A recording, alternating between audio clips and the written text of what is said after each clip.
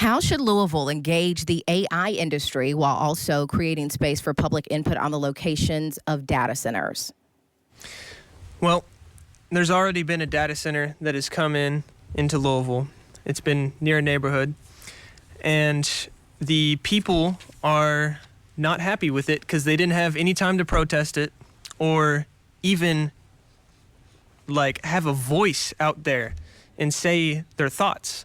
Now, I am against AI data centers. They consume a ton of water, put strain on the power grid, and overall, they do not add enough to the city to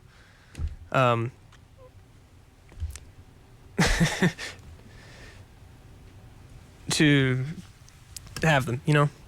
Thank you, Mr. Bailey. Mr. Greenberg. This is one of the areas that's a problem across our entire country, where technology is moving faster than government has so far.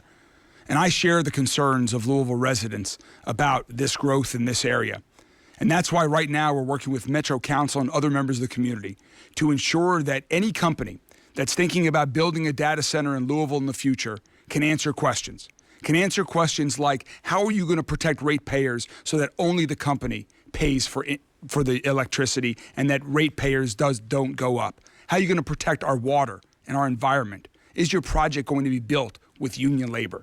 These questions must be answered satisfactorily before any new data centers are built in Jefferson County. Mr. DeVore. Yeah, so data centers and AI. So I'm getting these phone calls on there asking them, do I want a burial or do I need to work on my A, B, Social Security? All this stuff is going on day in, day out. I'm getting all these phone calls, and everybody else across Louisville doing the same thing. So there's got to be some control here when it comes to AI. I don't trust it. They got a lot of information, sensitive information that's yours. And you're wondering what they're doing with it. They're selling it off to the highest bid? We don't know. But the point of the matter is there's got to be some control here and focusing on what's best for Louisville, and especially when it comes to your own Social Security systems. Now, you're the one that has to worry about that, but why do AI have to be involved in the process? That's my question.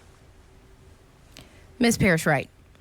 Thank you. I almost asked you to repeat the question. I just heard a lot of contradiction from Mayor Greenberg. How does someone he's in partnership with the Humana Hotel, who is a part of the new data telecommunications hotel, not know what's happening? I'm tired of the backroom deals that bring these things about, and because he is exactly right, this stuff is ahead of the laws. By the time even on council we catch on, it's too late because something has already been zoned. So as mayor, I want to protect Louisville. I told Louisville in 2022 that we need a protector that wouldn't sell us down the river. If we don't get somebody in there willing to say no to the money, who isn't beholden to their highest donors, we're going to see more of these data centers pop up, because obviously the dollar matters more than the people's needs, and we've had too much of that. Repeating the question, how should Louisville engage the AI industry while also creating space for public input on the locations of data centers? Ms. Burnell. Well, I want to echo some of, again, what Shmika said. I do think that we need a protector, and I think we need somebody who's going to fight for the people. I have a hard time comprehending Mayor Greenberg sitting down there and waiting until after his associate's massive hyperscale data center was approved, but now he shares our concern. It's another backroom deal where the people don't matter. In fact, what he said was, this data center will create thousands of good-paying jobs here in Louisville. As the need for data centers grow, Louisville is perfectly positioned to meet the demands of the tech sector. He didn't ask us about our opinion. He hasn't shown any concern for the environment or the damage that this development is going to cause. So while I personally understand the importance of AI, we have to protect our community. Mr. Datillo. Well, as far as the AI data centers are concerned, I'm working in technology for a large part of my career. I understand that there are things that we can do. We can demand that the centers are responsible for providing their own power systems. If it's a smaller power plant on the plant's vicinity or close to it, it still has to be theirs, and they're responsible for it. And as far as coolant goes, do they have to order some water towers to put in? If they do, they better start thinking about it. Or they can do submerged systems, which can save a lot of energy for them as well, and without as much of the sound. Mr. Hurt. Thank you. I would repeat the question. How should Louisville engage the AI industry while also creating space for public input on the locations of data centers? Thank you. Well, we shouldn't have a chief of AI.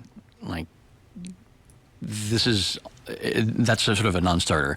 When it comes to the data centers, which is sort of the bigger issue, I'm not a Luddite. I'm not opposed to progress, but the pressure for these things is so immense. We had been asked to make a generational decision, a generational commitment to these buildings, without having any tools to properly evaluate the impact that they would have on us. And if a developer is pushing this hard for these things to get built before there's any testing, we know all we need to know about those data centers.